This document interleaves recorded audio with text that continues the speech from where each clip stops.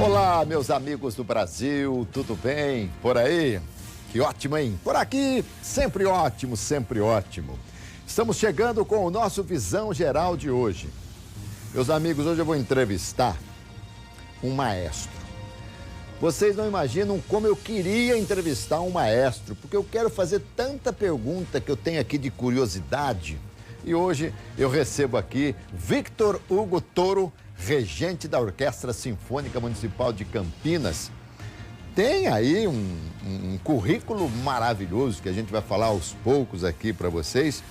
Mas, sobretudo, a gente vai aprender como é que é. Porque muitas vezes a gente assiste a um espetáculo e, de repente, você fala, quem é aquele cara que fica ali só mexendo com a mãozinha, só mexendo, e é o mais aplaudido depois quando ele se vira para a plateia. Maestro, muito obrigado pela presença aqui. Já dei aí um introito, né? Uma entrada de que como vai ser prazeroso conversar contigo aqui, também vai ser muito prazeroso para mim, Alberto. Obrigado pelo convite. Muito bom. Victor Hugo Toro. Victor Hugo, até pelo sotaque, vocês já perceberam aí, não é brasileiro. Nasceu aonde, o Victor? Nascido e criado no Chile, Santiago, Chile. mas estou faz uns 12 anos, mais ou menos, aqui no Brasil. Sotaque não consigo tirar, tentei de muitas maneiras, mas... Não tem jeito, né? Falam que com uma ou duas caipirinhas até que melhora. Dá uma melhorada, é muito boa. E lá no Chile, qual é o time de coração? Colo-Colo, absolutamente. Colo-Colito. Colo-Colo, de Isso. assinante, torcedor. Se eu estou no Chile, vou assistir os jogos com meu pai, do meu coração. Então, depois me fala o grito de guerra do Colo-Colo, porque do palestino é ti, lelele, palestino é Chile e Colo-Colo. Todo exatamente igual. Colo-Colo de Chile. Colo-Colo de Aí Chile. vira Chile, né? Não é Chile. Chile. Ah, muito legal. Estava dizendo aqui para o Victor Hugo o seguinte, que aqui da América do Sul, o país que eu mais fui para narrar futebol foi exatamente o Chile, as Libertadores, né? Fui para lá 2 vezes com o Guarani, fui para lá com São Paulo, quando trabalhava no rádio esportivo de São Paulo também. E sempre o povo chileno, ele tem, nossa, a gente tem uma afinidade muito grande, né? Nós nos damos muito bem, né, Victor? Então, eu sempre acho que na América Latina se dá muito bem os países que não são limítrofes. Então, Sim. a gente se dá muito bem com o Brasil, se dá bem com o Equador, não se dá também com a Argentina, vocês não se dão bem com a Argentina, ninguém se dá bem com a Argentina, mas sempre tem uma amizade. Chilenos e brasileiros, sim. historicamente, sempre gostaram muito ou seja, chilenos adoram essa coisa quente, lá é bem mais frio, né, no sul do mundo. Sem dúvida. Gosta dessa coisa mais relaxada, de praia. E brasileiros, pelo que eu vejo, gostam muito dessa coisa mais organizada, mais quadradinha até, às vezes, de Santiago lá embaixo, né? Hoje, brasileiro gosta muito da corrupção também, sabe? Como tem em todo lugar. O Chile, como é que é o Chile nesse aspecto? O Chile viveu até bem pouco tempo aí uma ditadura, né, de Pinochet, que foi uma coisa terrível, né? Sim, é que o Chile é um país bem menor. Eu imagino que é bem mais simples organizar um país de 19 milhões de habitantes que um de mais de 200 milhões. Sem dúvida. Tem muito mais controle. Eu sei que se o Congresso do Chile fizesse algumas coisas que eu vejo que faz o Congresso do Brasil, certamente todo mundo iria queimar o Congresso mesmo também, lá né? no Chile. Né? Bom, mas o Victor veio aqui para falar de música, para falar do trabalho que ele faz, que é maravilhoso. Nasceu no Chile, realizou estudos de regência orquestral e graduou-se pela Faculdade de Artes da Universidade do Chile. Vencedor do 2º concurso internacional de regência orquestral, prêmio OESP, que é a de São Paulo, né? A Orquestra Sinfônica do Estado de São Paulo. Olha, tem muita coisa aqui. Deixa eu ir falando ao longo assim do nosso trabalho. Vamos ficar muito tempo aqui olhando para o nosso tablet aqui para ficar falando aí do seu currículo. Ô Victor, primeiro, como se chega a essa posição de maestro? Primeiro você faz uma faculdade de música, como é que é essa escala? Primeiro você tem que ser músico. Tem que ser a parte mais importante, ser músico. E a formação de músico é bastante comprida, na verdade. Às vezes a gente estuda até mais que os médicos. São 12 anos de estudo de piano, 4 anos de licenciatura, harmonia, história. São mais de 500 anos de música, sinfônica, orquestral, ópera, ballet, que tem que ser estudado. Regência é uma especialização dentro da música. E, claro, todo mundo vê a parte mais habitual, que é o maestro vestido de pinguim, geralmente de costas, mexendo desses aqui para as pessoas. A batuta. Pero essa parte, que é a parte que todo mundo vê, e que é a mais habitual, na verdad, es bastante simples. Es como un policía dirigindo tráfico, ¿sabe? Pare, venha, no, ainda não, espera um pouquinho, vai na frente. E um metrônomo de que vaya todo junto. Cada músico da orquestra tem a sua parte. O músico da flauta tem a parte da flauta. O músico contrabaixo tem a parte do contrabaixo. E não é que tocam todos o tempo inteiro. Às vezes entram, descansa, entra o outro. É que nem um jogo de futebol, sabe? Cada um em seu momento, não todos o tempo inteiro com toda a bola. Perfeito, perfeito. Mas tem um treinador que tem que organizar isso. E organiza isso nos ensaios. Então prepara, olha, aqui vai fazer isso, aqui vai, uma espécie de diretor teatral também, que tem os personagens, e organiza como vai ser a apresentação da partitura. Mas pela partitura, né? Pela partitura, cada músico sabe a hora que tem que entrar. Não exatamente, porque cada músico tem a sua parte, e tem lugares onde ele tem que contar com passos, porque não está tocando. A música continua. Então aí a minha parte é ser um pouco polícia agora, ou não antes, ou depois. Então cada um tem a sua parte.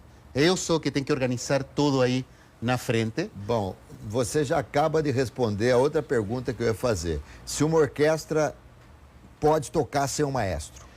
Olha, meu professor de regência falava que se uno, após os ensaios, conseguia fazer que a orquestra tocasse sozinha, uno já tinha feito o seu trabalho e podia simplesmente descansar. Porque, claro, é uma coisa de segurança de o maestro estar aí e organizar.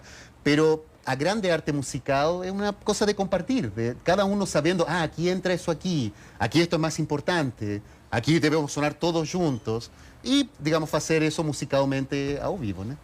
Muito bem. Deixa eu pegar aqui essa, posso pegar, né? Tem que estudar 20 anos para fora isso. Eu ia falar o seguinte, acho que ela nunca esteve em uma das mãos assim tão fracas de música como a minha, né? Mas é o seguinte, vocês estão vendo aqui, tá dando... mais gozado, batuta é algo de madeira. Isso aqui é madeira? Parece madeira. Nossa, mas é uma pena de leve. É que tem que ser leve. Imagina o que é fazer 4 ou 5 horas de um concerto com uma assim extendido para mostrar. Faz aqui pra gente o que você fez pra mim lá, porque se eu derrubar aí... Não, eu estava explicando, por exemplo, que... Olha, dá uma fechadinha aqui pra mim, Cezinha, por favor. Batuta, meu pai fez essa batuta. Olha aí, aqui. É bem do meu coração, porque foi meu pai que fez para mim. E uma boa batuta, em geral, é uma batuta que o equilíbrio está aqui na parte do mango. Não aqui no meio, em outro lugar. Ali chama mango? Porque aí a metade do peso está distribuído, mesmo que seja bem longo. Então isso permite ter muita... Mas é leve demais, gente, você não pode imaginar. E tem mais uma vantagem, que é que, por exemplo, se eu mexo o dedo aqui, ninguém consegue ver. Mas se eu faço isso com a batuta, é muito maior o movimento. Sim. Então o músico aí sim consegue enxergar. Então também é menos cansativo para o maestro. Se uno quer fazer uma coisa um pouco mais exata, o dedo não é tão bom, mas a ponta da batuta mostra, sim, é uma ferramenta. Sem dúvida. De ajuda. Às vezes eu também deixo a batuta. Isso eu ia perguntar, você consegue... Às vezes eu coloco na outra mão, às vezes jogo fora, muitas vezes eu estava regendo e a batuta pulou e saiu em algum lugar. E aí todo mundo aplaudiu, achando que fazia parte do espetáculo. Uma vez pulou, eu consegui pegar novamente. Foi assim, então foi um delírio da plateia. Mas foi a única vez que eu consegui. O restante das vezes caiu no chão, bateu em músico. Aí, ainda bem que eu ocupo óculos, porque senão bate no olho, fica... Tá, e maestro Victor Hugo Toro, chileno, tá no Brasil há quanto tempo? 12 anos, mais ou menos. 6 anos como maestro da Sinfônica de Campinas. Gente, vocês viram que ele falou 12 anos. 12 anos. Acontece... Eu não consigo ouvir nenhum chileno, nenhum que fale a língua, o castelhano, usar a letra Z. Você consegue falar zabumba? Não consigo. É zabumba? É interessante, o Z parece que é González, né? Então... É que é diferente. Um dos grandes mitos da América Latina que eu destruí aqui era que o português e o espanhol são parecidos. São totalmente diferentes. Porque o espanhol é basicamente um idioma de consonantes. O espanhol é um idioma de consonantes. E de consonantes duras. E o português é uma linguagem de vocais estendidas. É uma coisa que eu estou indo, que vai para lá, no meu coração. Então, são totalmente diferentes. Quando eu cheguei, me custava muito entender. Os músicos reclamam sempre que eu falo muito rápido e nós chilenos falamos rápido mesmo. Ah, vocês, argentinos, todos falam rápido. Peruanos, todos. falam muito Mas rápido. a diferença de um argentino a um chileno é tanto quanto a diferença de um nordestino com um carioca. É muita diferença. Muita diferença. São quase duas linguagens. Ou espanhol de Centro-América, por Sei. exemplo. Agora, tem uma coisa, nós saímos completamente aqui da música, a gente volta já, tá? Tem uma coisa que vocês conseguem entender melhor o brasileiro, o cara que fala o português, se falarmos assim bem devagar, vocês entendem melhor do que nós entendemos vocês. Olha, eu acho todo o contrário. Eu acho Olha que para só. vocês é bem mais fácil entender o espanhol falado devagar Não, você está do que entendendo nós para perfeitamente, entender. mas tem uns aí que a gente não consegue. Então, e após um par de caipirinhas, imagina só. Aí já tem jeito. Mas você fala muito bem o português. Mas- Muito bem. Vamos voltar aqui para a música. Vamos lá. Muitas vezes a gente vê a orquestra, quando o maestro está regendo a orquestra e tal, a gente vê que o músico, ele está olhando, ou está no violino, ele está olhando ali a partitura, ou está no piano, está olhando a partitura, e de repente você está lá mexendo e tal. Ele está te vendo? Tá sim, porque tem uma causa... Vamos fazer um exemplo. Imagina, por exemplo, a batuta. Fica olhando aqui, a ponta da batuta. Tá, não mexe o olho. Deixa eu abrir a câmera lá para o pessoal ver que eu estou olhando aqui a ponta da batuta. Pronto. Você consegue? Tá. Não, eu estou olhando a ponta Fica da olhando. batuta. Tá, Não tudo bem. tira o olho Não daí. tirei o da olho daí. Você consegue ver minha mão por Sim, fora? Consigo. Você consigo. não tem que olhar diretamente a minha mão. Não, estou olhando Você aqui, consegue mas ver. eu te pego Então, numa tem uma visão visão periférica que tal. consigue para você. Ah. Então, isso aí pode ser... Aí é a forma que os músicos veem. Aí 120 pessoas... Porque senão ficariam com uma dor de pescoço. Sim, fica toda hora. Assim. Então, o maestro, ele é visto pela visão periférica do músico. Basicamente. Muitos... Claro, porque eu tenho músicos me olhando... Eu estou no meio, né? Tá. Então, tem uns de frente... Porque esse contato visual é importante. Não é que eles fiquem só olhando para a partitura. Eu também não fico só olhando embaixo e mexendo a mão na frente. Você está olhando tudo também. E há né? uma coisa de contato visual que é muito especial, que é uma das coisas mais bonitas que tem a regência da orquestra. Ah lá, coisa o fato de quando você vê esse pequeno instante antes de uma entrada. Fala aí, vamos ouvir um pouquinho? Aumenta o som aí para mim, por favor.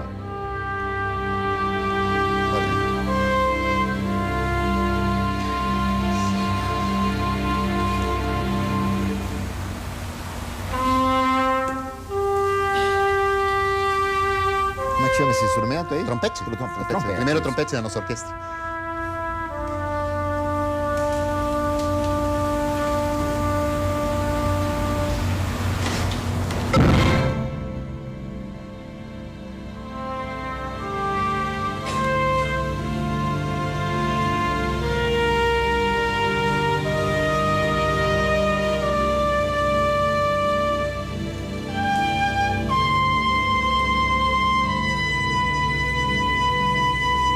Olha aí.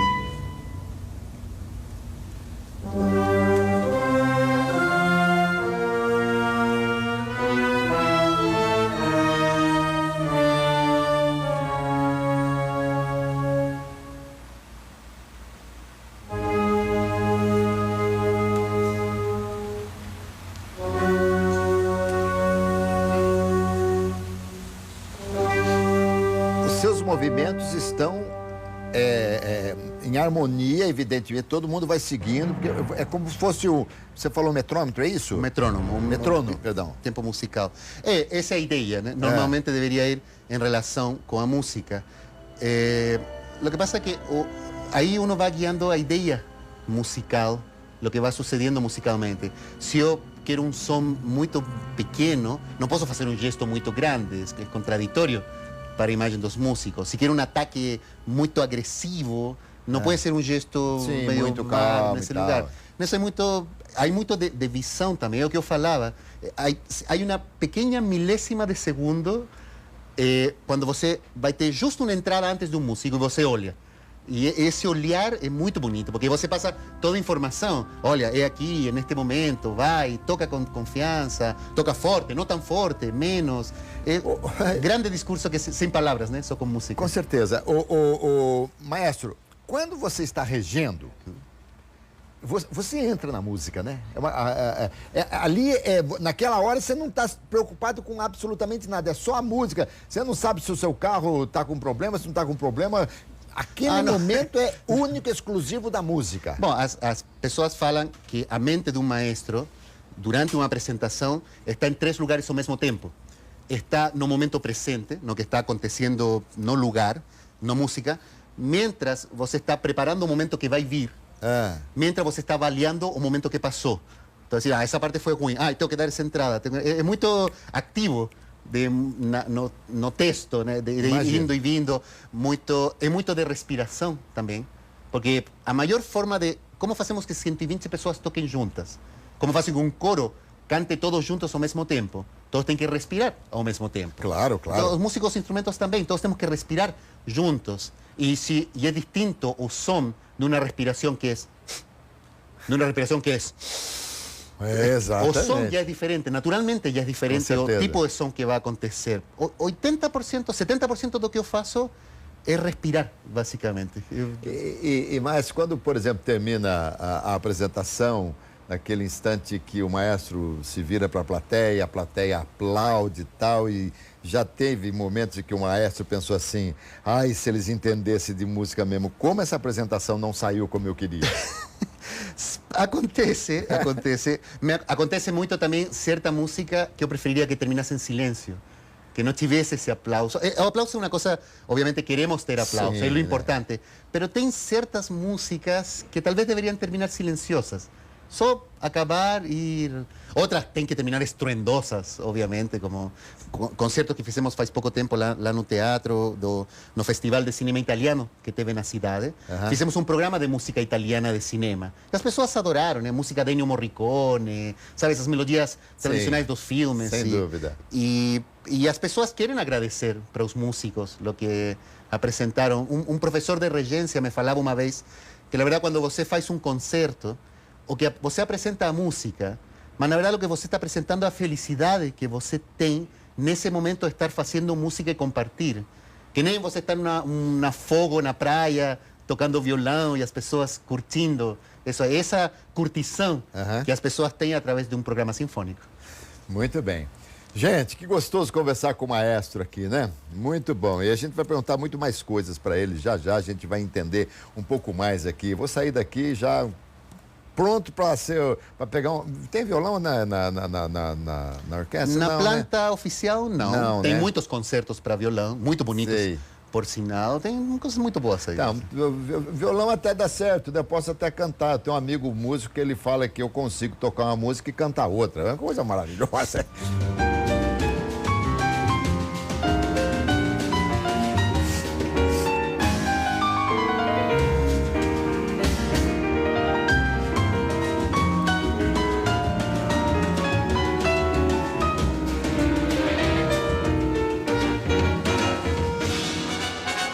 Muito bem, voltamos aqui com Vitor Hugo Toro, regente da Orquestra Sinfônica Municipal de Campinas.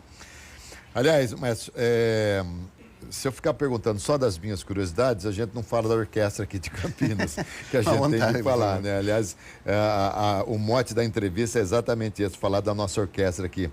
Campinas foi a primeira a ter uma orquestra sinfônica, a cidade do Brasil que não é capital, é isso? Foi a primeira cidade a ter uma orquestra de grande porte, digamos, porque tem orquestras de vários tipos, pequenas, maiores, mas o porte da Sinfônica de Campinas é um porte de orquestra de grande cidade, realmente, capital do estado. Sim. Mas é mais interessante ainda porque, de fato, a Sinfônica de Campinas é a orquestra mais antiga do país, ainda em atividade. No Rio de Janeiro já tinha orquestra, mas que acabavam, que ficavam só um tempo. E até agora, o que se sabia era que a orquestra mais antiga do país em atividade era a Sinfônica de Recife, que foi fundada em 1930. Porém, uns documentos que foram achados em Campinas comprovaram que em 1929 teve uma agrupação que se chamava a Sociedade Sinfônica Campinera, que connotadas pessoas da época importantes, agora são todos nomes de ruas da cidade, e eles decidiram se juntar para ter uma orquestra sinfônica na cidade, porque era a terra de Carlos Gomes, porque era importante fazer as óperas dele, para tocar com as companhias italianas que vinham a tocar e que iam se apresentar em São Paulo ou no Rio, mas primeiro se apresentavam em Campinas. E se sabia da existência dessa agrupação, mas se pensava que era uma agrupação amateur, só de pessoas que colocaram dinheiro do bolso para pagar uma orquestra. E esses documentos comprovaram que a prefeitura da época teve envolvimento também, Sim. que pagava salário dos músicos, pagava salários do maestro. Então, na prática, já era a Sinfônica da cidade. Da cidade a de Sinfônica Campinas. de Campinas. E a prefeitura hoje é responsável por tudo, ela que banca toda a Sinfônica. A Sinfónica de Campinas é a principal iniciativa cultural da cidade de Campinas, a maior estrutura cultural de todo o interior paulista, na verdade. E é o grupo musical, o grupo cultural que é bancado pela prefeitura faz todo esse tempo. Então, claro, pela própria grandiosidade, né? Nós temos que enaltecer a nossa Sinfônica, mas vocês, a Sinfônica Campinas e o mundo, né? E o Brasil todo aí passando por tanta dificuldade, prefeitura e tal, abalou alguma coisa também na Sinfônica? Então, há um processo geral. Muitas orquestras do país, lamentavelmente, estão sofrendo dificuldades. Em São José dos Campos fecharam uma orquestra. Sim. A Banda Sinfônica do Estado foi fechada. Eu escrevi isso faz pouco tempo no Correio Popular, que em época de crise, as artes viram uma coisa bonita, porém prescindível, que não fosse tão importante como outras coisas da cidade. Exatamente. E eu noto isso tão profundamente errado, porque... claro, eu falava, por exemplo, tem um filme de George Clooney que fala de um grupo de curadores de arte e diretores de museus que na Segunda Guerra Mundial formaram uma equipe para ir à Europa a tentar resgatar as peças de arte que estavam sendo destruídas pelos nazis ou roubadas. E uno se pergunta, claro, se tinha pessoas morrendo, por que vamos a resgatar peças de arte? Pero isso é justamente o importante, porque a arte é das coisas mais importantes que faz o ser humano, é o que justifica que o ser humano esteja na Terra. Nós olhamos civilizações antigas, Grécia, Roma, Egito. O primeiro que você olha são as questões artísticas, as peças teatrais, as pinturas que eles deixaram. Então, no futuro, quando olhem para nós, o primeiro que vai ser olhado são os logros artísticos que nós tivemos. Não os prédios altos, não as carreteras rápidas, não os computadores mais rápidos. Será a atividade artística, porque isso mexe com a própria essência do ser humano. E neste momento, neste momento que os espíritos estão tão abalados, que estão tão tristes também pela crise que está acontecendo, a arte é uma saída para poder ter um momento de resiliência, de voltar na luta, de seguir para frente até que as coisas estejam melhor. Você vê, tá uma coisa assim interessante. Cada um tem aí a sua maneira de desestressar, alguma coisa assim. Mas a mim, nada me desestressa mais do que música. É interessante. Se eu ficar 1, 2 horas num lugar calmo, tranquilo, ouvindo uma música que eu gosto de tantos estilos e gêneros e tal, é altamente revigorante, né? Então, eu estou falando da música, mas a arte de uma maneira geral, né? Absolutamente. Concordo plenamente contigo. Também, por exemplo, que agora, porque também a vezes tem esse problema, a música clássica, a música de concerto, se vê como uma coisa distante, cara, aborrecida, que eu não vou entender, elitizada, como de distante. Mas a música de Mozart, por exemplo, que nós estamos interpretando esta semana nos concertos da Sinfônica, era música popular da sua época. As danças que ele escrevia eram as danças que se dançavam. A música de Bach, que compunha para a igreja, era música que se cantava e se tocava na igreja, assim como agora as pessoas vão para a igreja. Fazia parte do dia a dia. A ópera era o cinema da época. As pessoas iam a ver um espetáculo vivo, que era que nem uma novela. Tinha um filho que sumia e que a mãe aparecia de repente, uns dramas, sabe, bem de novela das 8. E as pessoas saíam cantando as melodias. Carlos Gomes foi muito famoso na Itália e as melodias eram conhecidas até agora.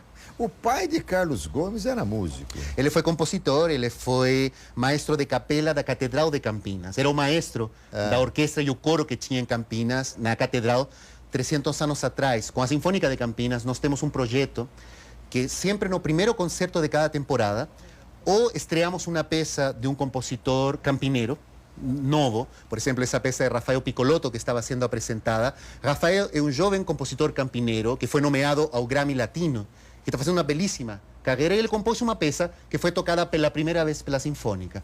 Ou resgatamos peças do passado histórico de Campinas, peças que não foram apresentadas em muito tempo. Agora, no início da temporada, em 2017, apresentamos uma peça do pai de Carlos Gomes, que não tinha sido tocada faz 300 anos. E era música muito bonita, muito especial, que as pessoas adoraram. Maestro, a sua entrada na Sinfônica, ela se dá por quê? Por um concurso, por um convite?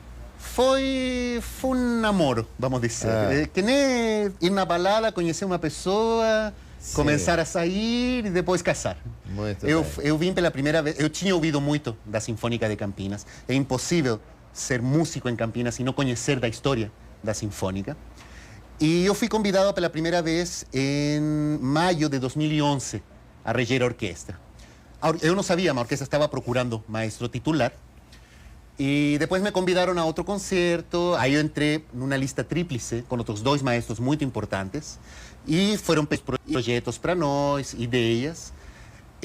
Aí regi mais algumas vezes e o secretário de Cultura da época, com a anuência da orquestra, teve uma votação, me propôs ser maestro titular, casar com a orquestra. Sim. E é um casamento que está faz 6 anos juntos. Muito bem. Então você está há 6 anos. Você falou de regente titular. Tem o regra 3? Tem a suplência? Tem muitos maestros no meio. Eu sempre, por exemplo, tenho maestros convidados. Sim. Regente convidado é um regente que fica só uma semana com a orquestra para um programa em específico. Por exemplo, um regente que tenha muita experiência em música do barroco francês. E a gente quer fazer um programa disso, convida essa pessoa. Eu sempre brinco que maestro convidado é que nem um amante. Sabe, só está tranquilo, não tem problema, não tem que aguentar injeção de saco, vai, é tudo bem. Maestro titular é o marido. Então você tem que aguentar o problema de ânimo, o bafo da manhã, ou mudança. Mas aí também, com o maestro titular, você faz família, faz história. O maestro convidado rege uma semana e vai embora. Não tenho melhor forma de explicar. Não, mas você foi muito feliz na comparação, você foi muito feliz, maestro. Maestro, pelo que você me disse, a gente deduz o seguinte: você não pode fazer outra coisa a não ser estudar música. Então você não tem uma outra atividade. É música, música e música. Tenho muitos hobbies. É que você dá um hobby, não, mas eu tô dizendo isso para fazer. Não tenho uma padaria junto isso, para fazer a segunda pergunta. O músico, o que toca na orquestra, ele vive só do que ele ganha na orquestra ou ele tem que ter uma atividade paralela? Não, eles conseguem ter várias possibilidades, porque música tem muito campo. Tem a musicologia, que é o estudo acadêmico da música. Tem a musicoterapia, que é muito interessante, por exemplo. Tem trabalhos interessantes contra o Alzheimer, contra o autismo, através da música. Pela música? Que é muito interessante também como análise. Tem a interpretação musical, tem a produção musical, não tem só música clássica, tem viagens, tem uma coisa muito ampla. Claro. Então, uma pessoa que é músico, sim, consegue levar as coisas tranquilamente. O que um maestro pensa sobre André Rieu? Eu acho que ele é muito bom no que ele faz, realmente. É uma coisa de qualidade no que ele mostra. Acho que ele explota muito todos os clichês de lo que se entiende por música clásica. Entonces son esos vestidos compridos, son esas, sabe, estantes con velas, esa música excesiva. Está muito bem apresentado. Eu acho que é como comer um hambúrguer no McDonald's.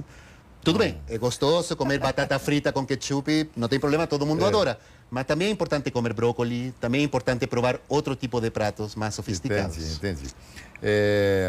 Mas eu confesso que fui assistir André Rieu aqui no Brasil. Eu achei muito interessante. É muito bonito, é muito importante. Visualmente é um espetáculo muito bonito. Agora, o que particularmente eu acho o seguinte: isso que a Orquestra de Campinas está fazendo e fez aqui, ela se populariza, né? Quando você traz alguns outros tipos de música. Eu, por exemplo, curto algumas músicas clássicas. A 40ª Sinfonia de Beethoven, por exemplo, eu ouço 200 mil vezes. Vai e volta, fico ouvindo, que é uma coisa assim maravilhosa. Mas há muitas músicas que a gente até precisa ter um pouquinho mais de cultura para entender um pouco, não é muito simples, né? Então, mas eu sempre pego essa analogia com comida. Ninguém gosta de comer sushi a primeira vez. Sim, depois que come, depois que vai gostando e vai dando esse tempo. Não, é verdade. Vai comendo e até depois você adora e quer comer sempre. Sem dúvida. É muito fácil comer batata com ketchup. Não tem desafio nenhum aí. Todo mundo adora. Mas se provar um prato mais sofisticado... Mas se um prato mais sofisticado, um prato mais com os sabores diferentes, ampliam a experiência das pessoas. E outra, é glamouroso, né? É glamouroso. Isso aí é uma coisa assim, faz parte. Eu acho que você foi muito feliz. A partir do momento que você começa a viver esse mundo, você acaba entendendo um pouco mais e acaba... É o que eu falo, a gente trabalha... Tendo como coisa integrante da tua vida. A gente trabalha com muitas das músicas músicas que justificam que o ser humano esteja na Terra. Se essas músicas ainda se tocam após 400 anos que elas foram compostas, é porque elas têm uma coisa especial, porque elas mexem com uma coisa própria do ser humano nas épocas. Por isso que eu falo, não tem música velha, tem música boa e música que não é boa, porque música boa passa E isso o tempo é uma todo. coisa que eu adoro da Sinfônica de Campinas, por exemplo. Campinas foi uma das primeiras orquestras que misturou música clássica com música popular. Isso é fantástico. Carlos Gomes com Chitocinho e Chororó ao mesmo tempo. Na nossa orquestra, a diferenciação não é música clássica, música popular. É música boa ou música ruim. Tentamos É isso aí. fazer a menor quantidade de música ruim e fazemos muita música boa. Por falar em música boa,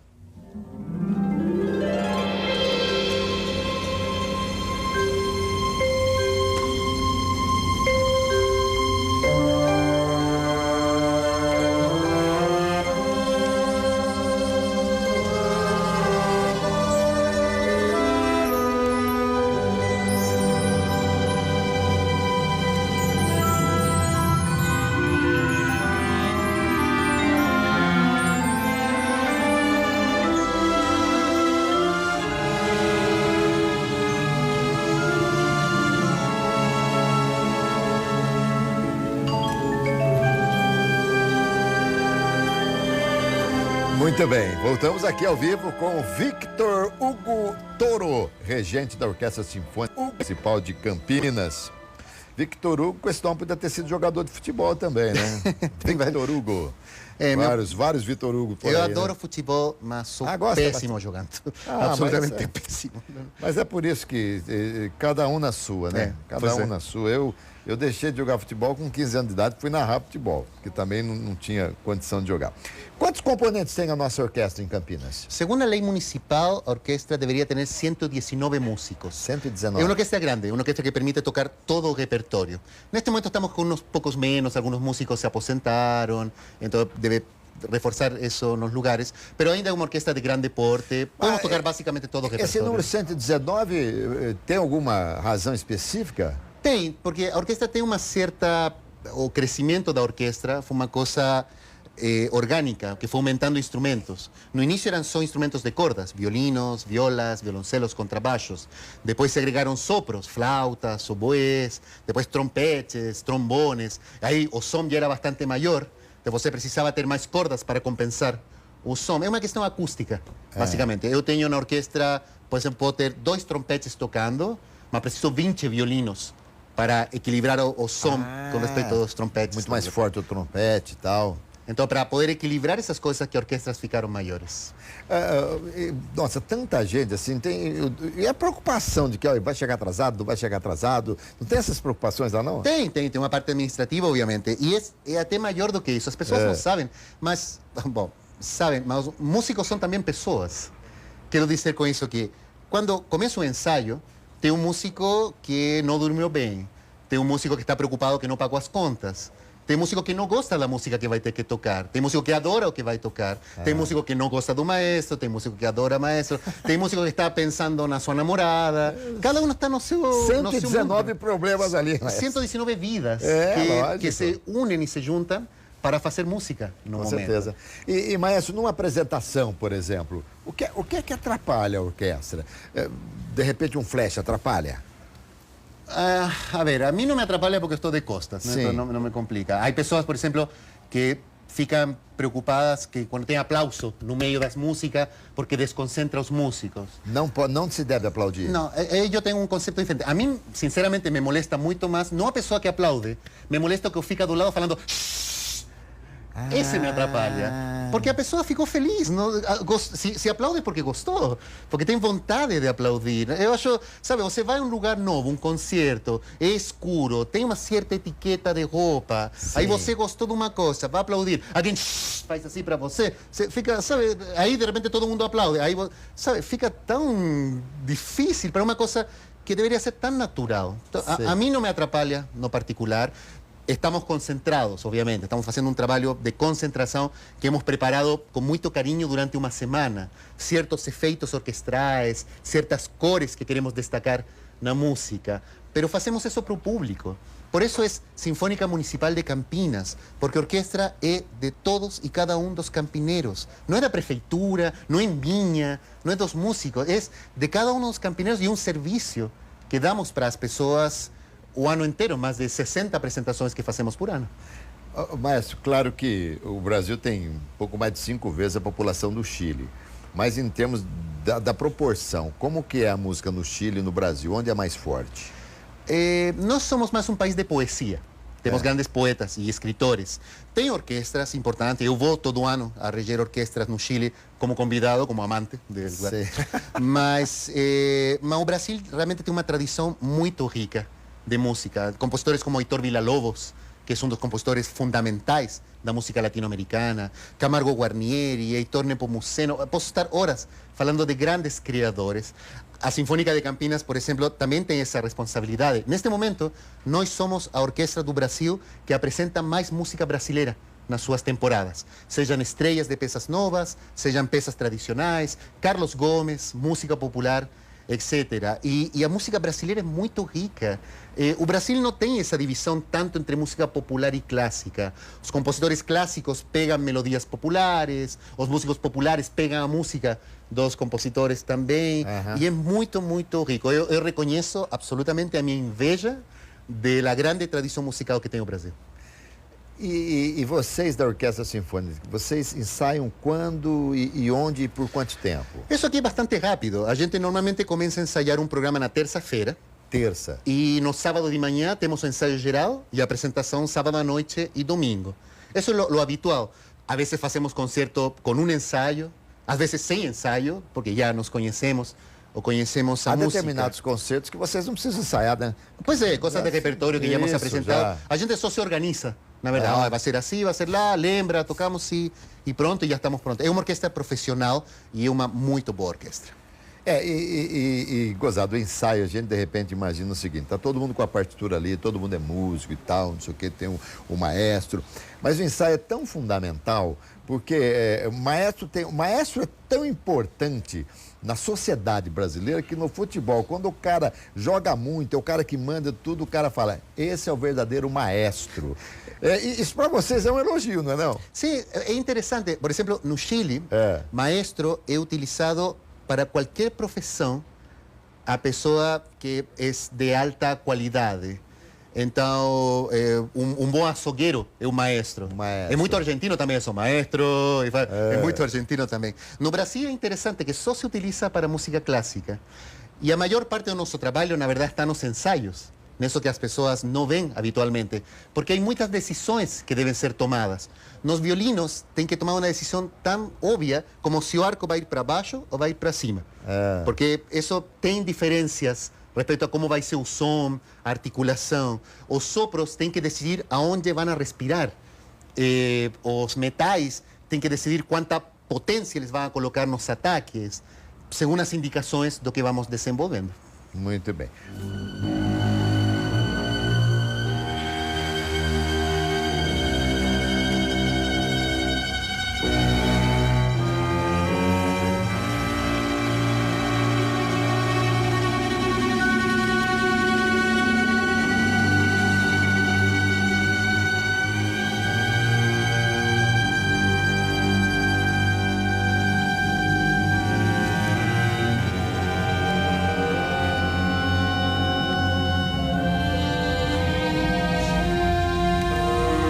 Maravilhoso, maravilhoso.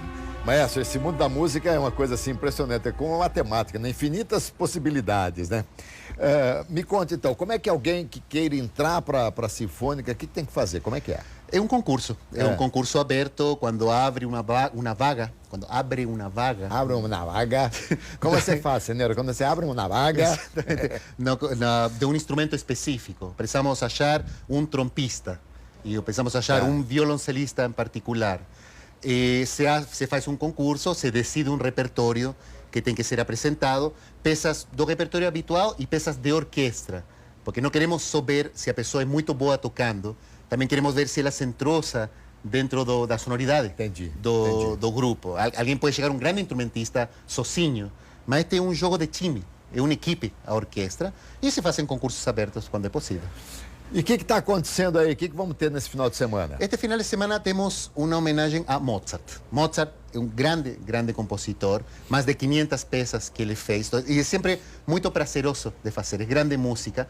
Porém, mostraremos um Mozart um tanto diferente. Mostraremos, primeiro, as partes de quando Mozart foi arranjador também, quando pegou música de outros e ele escreveu também, ou compositores que homenagearam ele como músico. Tchaikovsky, por exemplo, escreveu uma suite em homenagem a Mozart, e são as músicas que queremos apresentar este final de semana, este sábado às 20 horas. Onde? E o domingo às 11 da manhã no Teatro Castro Mendes. Então, no sábado, às 20 horas. Às 8 horas da noite. Sim.